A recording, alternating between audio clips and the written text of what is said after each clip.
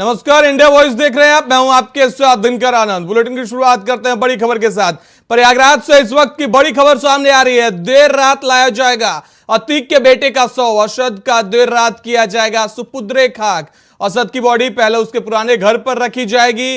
साथ ही आपको बता दें, कसारी मसारी कब्रिस्तान में असद को सुपुद्रे खाक किया जाएगा। बड़ी खबर आपको सीधे प्रयागराज से बता रहे हैं। कब्रिस्तान में अतीक के कब्र खोदी जा चुकी है। असद की अतीक के घर पर रिश्तेदारों का आना जाना लगातार जारी है। अतीक के घर के आसपास एलआईयू और आईबी की टीम तैनात कर दी गई है। असद की मौत के बाद चकिया इलाके में सन्नाटा पसरा हुआ है। बड़ी खबर आपको बता रहे हैं, असद का देर रात सुपुद्रे खाक किया जाएगा। देर रात सबको प्रयागराज लाया जाएगा। आपको बता दें कि पहले थोड़ी देर पहले तक ये सामने आ रही थी कि असद को कुछ देर में सुपुद्रे खाक किया जा सकता है, लेकिन अब खबर सामने आ रही है कि आज रात असद का सब प्रयागराज लाया जाएगा। बड़ी खबर आपको बता रहे हैं, अतीक अहमद के बेटे असद और शूटर गुलाम को शनिवार को अब प्रयागराज में सुपुद्रे खाक किया जाएगा। पहले आज दफन किए जाने की बात कही जा रही थी, लेकिन दोनों के शव आज देर रात तक पहुंचने की संभावना है। यूपी एसटीएफ ने गुरुवार को दोनों को झांसी में एनकाउंटर में मार गिराया था। आपको बता दें, असद और गुलाम उमेश पाल मर्डर केस में आरोपी थे। साथ ही आपको बता दें कि अतीक की पत्नी शाइस्ता प्रवीण के भी सुपुद्रे खाक में पहुंचने की खबर सामने है। शाइस्ता की धरपकड़ के लिए महिला पुलिस की तैनाती भी कर दी गई है। अतीक के घर के पास महिला पुलिस ने डेरा डाला हुआ है। बड़ी खबर आपको बता रहे हैं, अंतिम दर्शन के लिए असद की मां शाइस्ता प्रवीण पहुंच सकती है। एजेंसियों से ऐसी खबर सामने आई है, जिसके बाद शाइस्ता की धरपकड़ के लिए महिला पुलिस को तैनात किया गया है। माना जा रहा है कि असद के शव को देखने के लिए अतीक अहमद की पत्नी शाइस्ता प्रवीण पहुंच सकती है। ऐसे में उसके सरेंडर की भी चर्चा है। पुलिस ने शाइस्ता की गिरफ्तारी के लिए तैयारी कर ली है। उधर अतीक अहमद से भी लगातार पूछताछ जारी है। उसके पाकिस्तान कनेक्शन को लेकर एसटीएफ लगातार अशरफ और अतीक से पूछताछ कर रही है।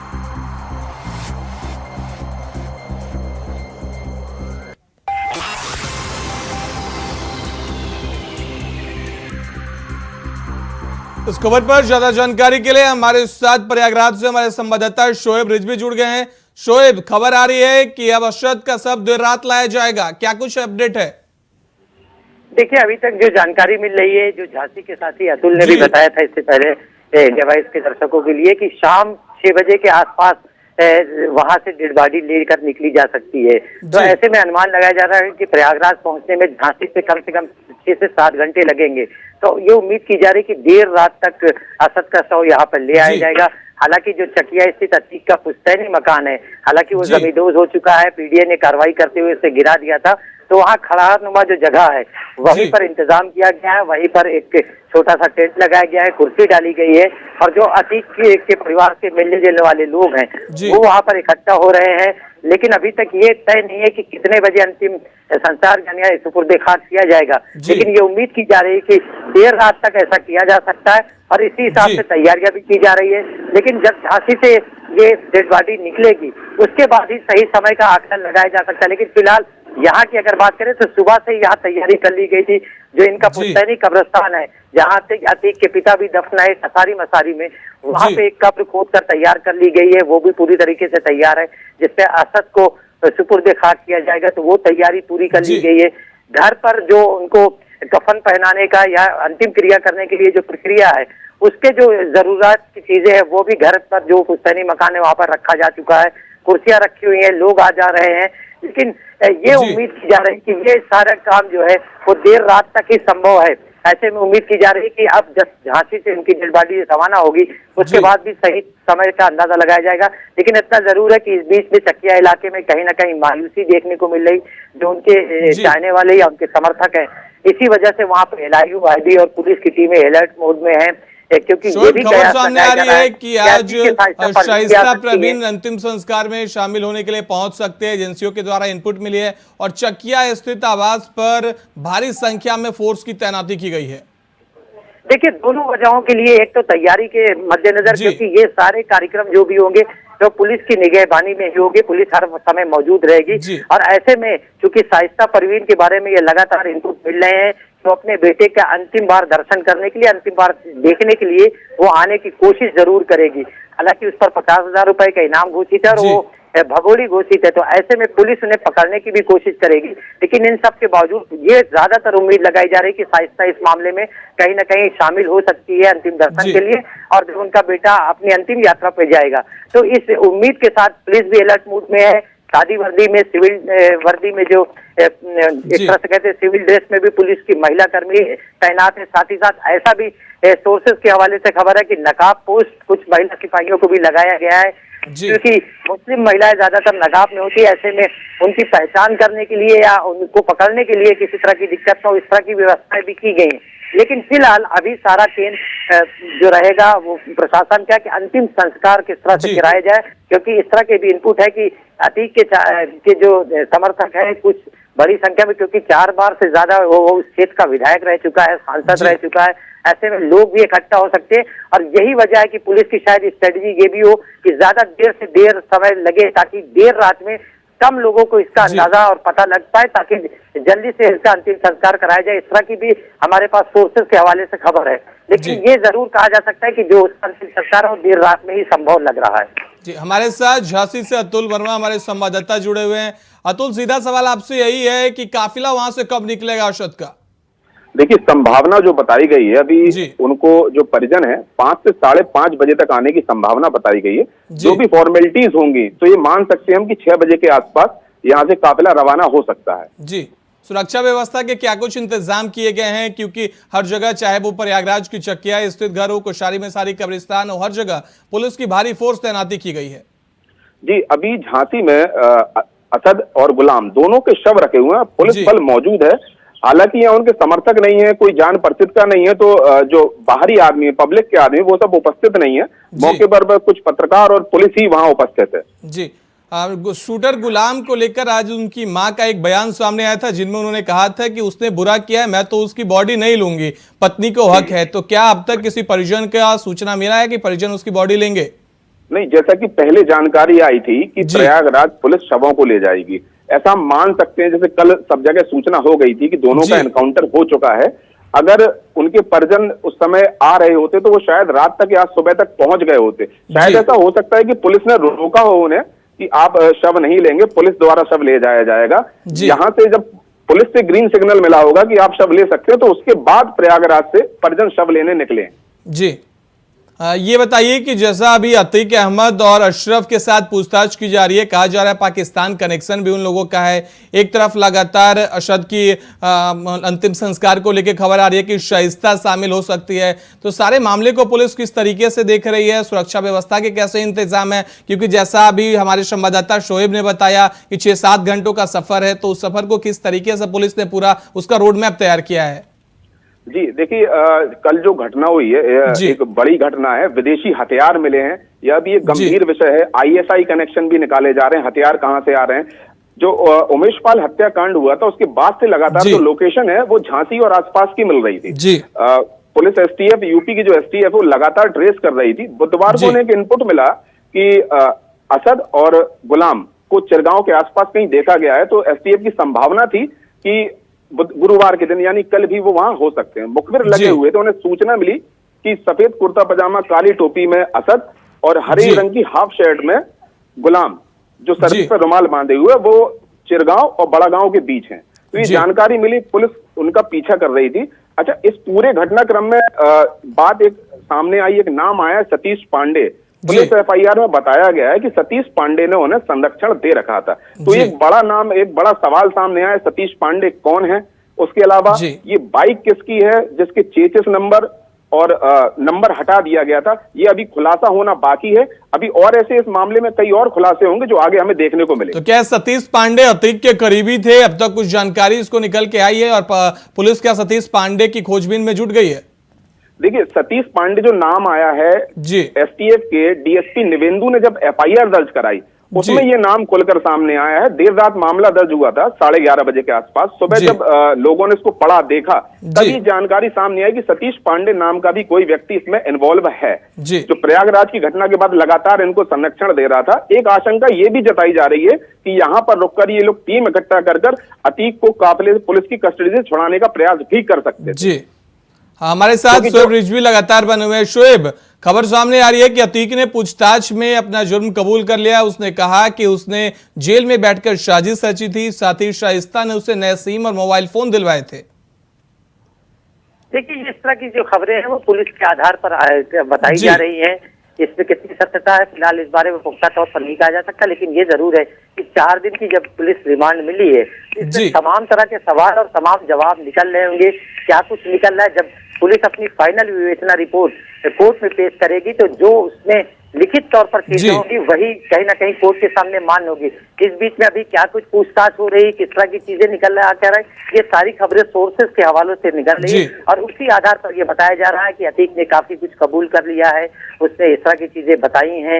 ये सारी चीजें सोर्सेस के हवाले पर आ रही हैं। इसमें कितनी सत्यता, लेकिन पुलिस ये जरूर है कि 200 से ज्यादा सवालों की एक लंबी चौड़ी लिस्ट है उसके पास। अलग अलग टीमें अलग अलग समय पर पूछताछ कर रही है, अतीक अशरफ से अलग अलग पूछताछ कर रही है, सामना आमना भी कराने की तैयारी की जा रही है।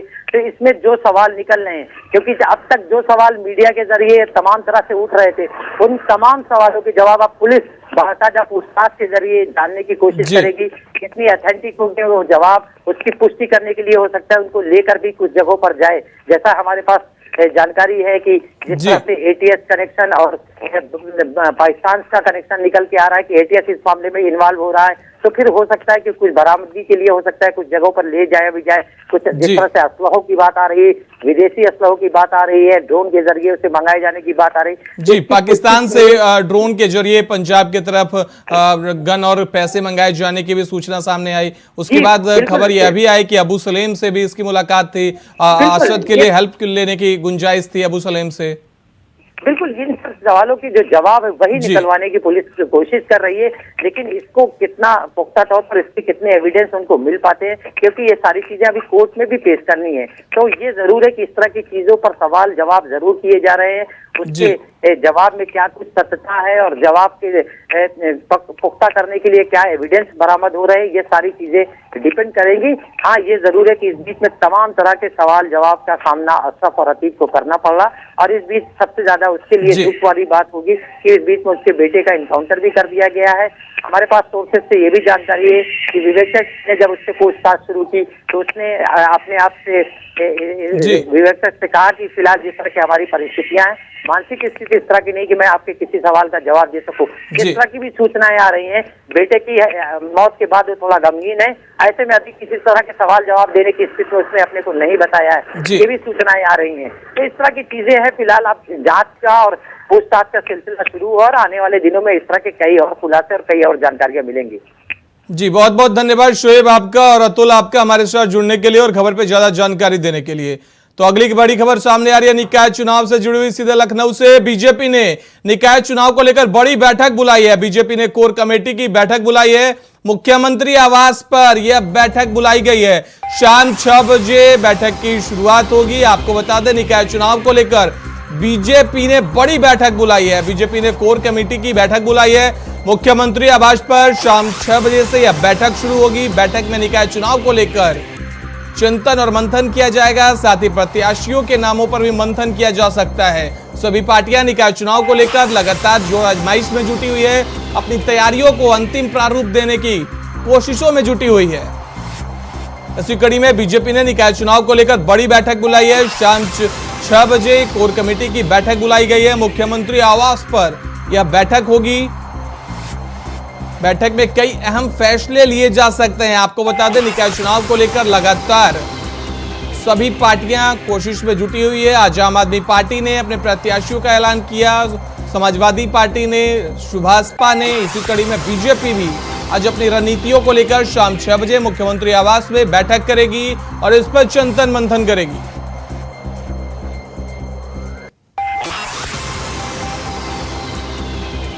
लखनऊ से बड़ी खबर आपको बता रहे हैं, निकाय चुनाव को लेकर बीजेपी ने बड़ी बैठक बुलाई है। बैठक को लेकर उस खबर पर ज्यादा जानकारी के लिए हमारे संवाददाता प्रियम पाठक हमारे साथ जुड़ गए हैं। प्रियम, आज बैठक में क्या कुछ अहम फैसले लिए जा सकते हैं? बड़ी बैठक बीजेपी ने कोर कमेटी की बुलाई है।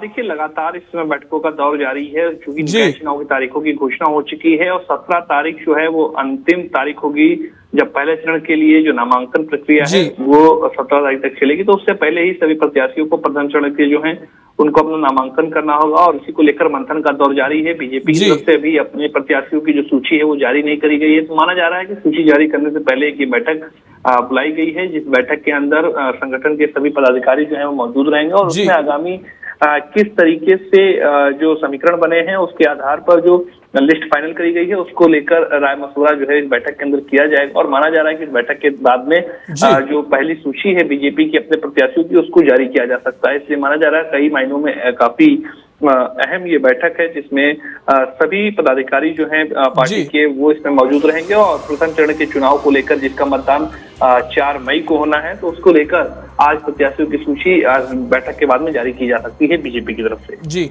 बैठक में क्या CM Yogi Adityanath, deputy CM शामिल हो सकते हैं?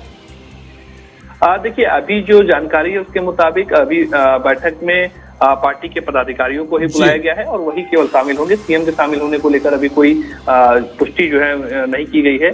संगठन की बैठक है और माना जा रहा है कि उसमें संगठन के ही सभी पदाधिकारी मौजूद रहेंगे। जी, बहुत बहुत धन्यवाद प्रियम हमारे साथ जुड़ने के लिए और खबर पे ज्यादा जानकारी देने के लिए। तो आज लखनऊ में शाम 6 बजे बीजेपी ने निकाय चुनाव को लेकर बड़ी बैठक बुलाई है। बैठक में आज प्रत्याशियों के नाम पर चर्चा होगी, साथ ही प्रत्याशियों की सूची जारी होने की संभावना है।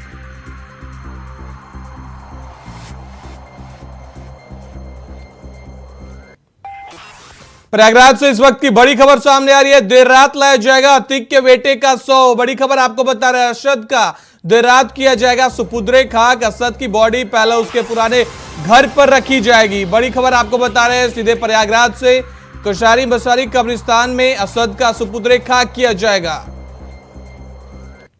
इस खबर पर ज्यादा जानकारी के लिए हमारे संवाददाता न्यूज रूम से नितिन चौधरी हमारे साथ जुड़ गए हैं। नितिन, आज देर रात अरशद का शव प्रयागराज लाया जाएगा। खबर सामने आ रही है कि शाइस्ता पहुंच सकती है अंतिम दर्शन के लिए।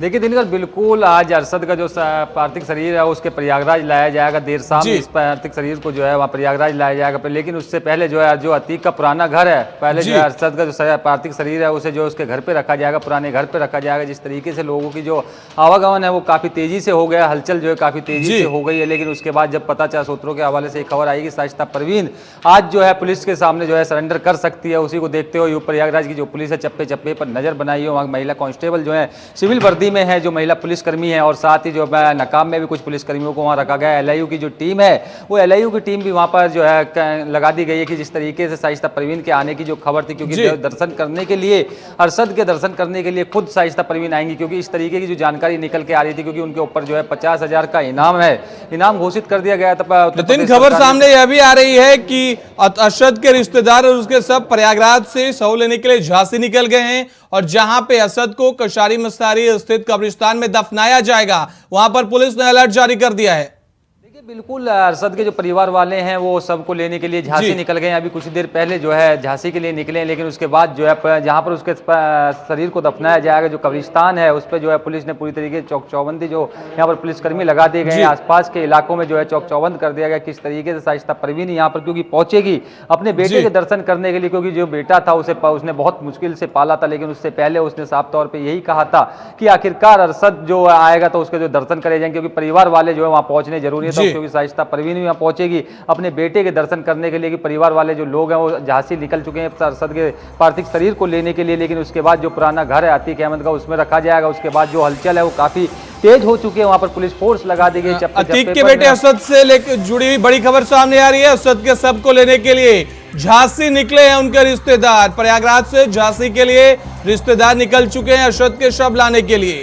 आपको बड़ी खबर बता रहे हैं सीधे प्रयागराज से, जहां अरशद के रिश्तेदार सबको लेने के लिए प्रयागराज से झांसी के लिए निकल गए हैं। आपको बता दें आज देर रात अरशद का शव प्रयागराज लाया जाएगा। साथ ही आपको बता दें कि पुलिस ने जहां सुपुर्दे खाक किया जाएगा कशारी मसाले स्थित कब्रिस्तान में, वहां अलर्ट जारी कर दिया गया है। पुलिस शाइस्ता प्रवीण के आने की संभावनाओं को लेकर, उसके सरेंडर करने को लेकर पूरी अलर्ट जारी कर चुकी है। पुलिस तैयारी में जुट चुकी है कि शाइस्ता प्रवीण शायद आज अपने बेटे के अंतिम दर्शन करने के लिए पहुंच सकती है।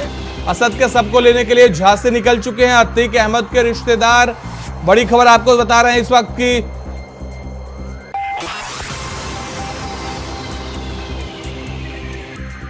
नितिन हमारे साथ लगातार जुड़े हुए हैं। नितिन, पुलिस ने क्या कुछ तैयारियां की है, क्योंकि शाइस्ता पहुंच सकती है और उसके साथ ही चकिया स्थित आवास पर भारी पुलिस फोर्स तैनात किया गया है।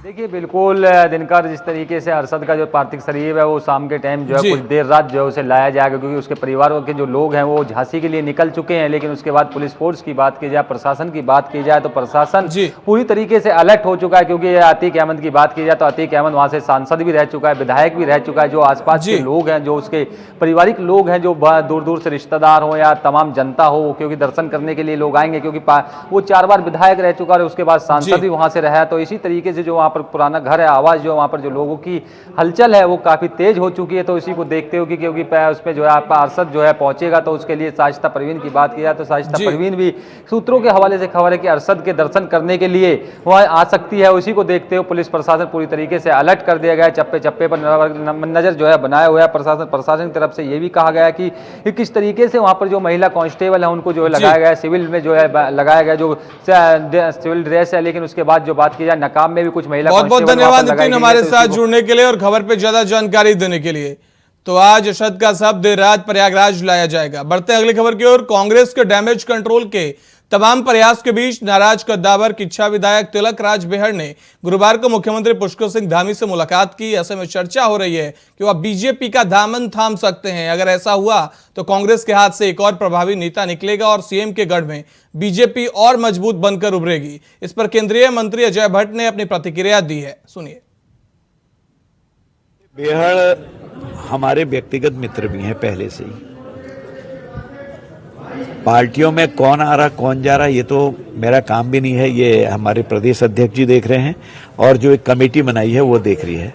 लेकिन भले लोग जो हैं, अच्छे लोग जो हैं, अधिकांश लोग आज भारतीय जनता पार्टी की तरफ आना चाह रहे हैं। केंद्र में भी आप देखिए कई लोग तो राज्यपाल बने, कई लोग केंद्रीय मंत्रिमंडल में भी आए, कई लोग आज अच्छे पदों पर भी हैं। तो इस समय भारतीय जनता पार्टी वास्तव में सही माने में जो राजनीतिक पार्टी होनी चाहिए, जाति धर्म वर्ग क्षेत्र पंथ से ऊपर काम करने वाली, वो काम आज मोदी जी के नेतृत्व में, नड्डा जी के नेतृत्व में हो रहा है।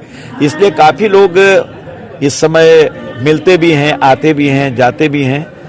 जो आएंगे देखा जाएगा। अच्छे लोग आए तो उसमें कोई ऐसी बात भी नहीं, पार्टी ने कभी दरवाजे किसी के लिए बंद नहीं किए हैं।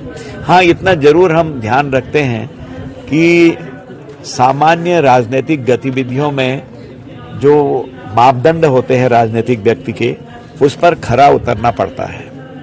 अब आप देखिएगा, हमारे तो जो राष्ट्रीय जनसंघ के जमाने में अध्यक्ष जी थे, वो नेहरू जी के मंत्रिमंडल से रिजाइन देके आए और आज उनको पूजा जाता है। उन्होंने वास्तविकता के लिए जो मापदंड थे हमारे, उस पर उन्होंने बनाए भी, खरे भी उतरे और आज उनका नाम है, उनको पूजा जाता है। सर, आप तो सांसद हैं, लेकिन आपके सांसद रहते हुए ही एक हारे हुए विधायक हैं राजेश शुक्ला जी, बड़े बड़े पोस्टर लगा रहे हैं पूरे लोकसभा क्षेत्र में और कह रहे हैं कि भाई अगला जो पार्टी कार्यकर्ताओं से भी कहना है कि भाई अगला टिकट तो उन्हीं का तय है। आपको क्या लग रहा है?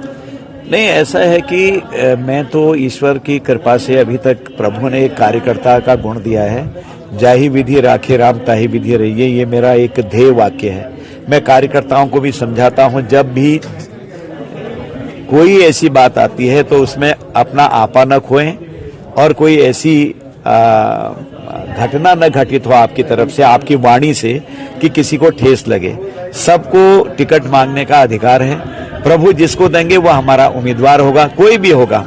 इसलिए जाहि विधि राखे राम ताहि विधि रहिए, एवरीथिंग इज प्रीडेस्टाइन्ड।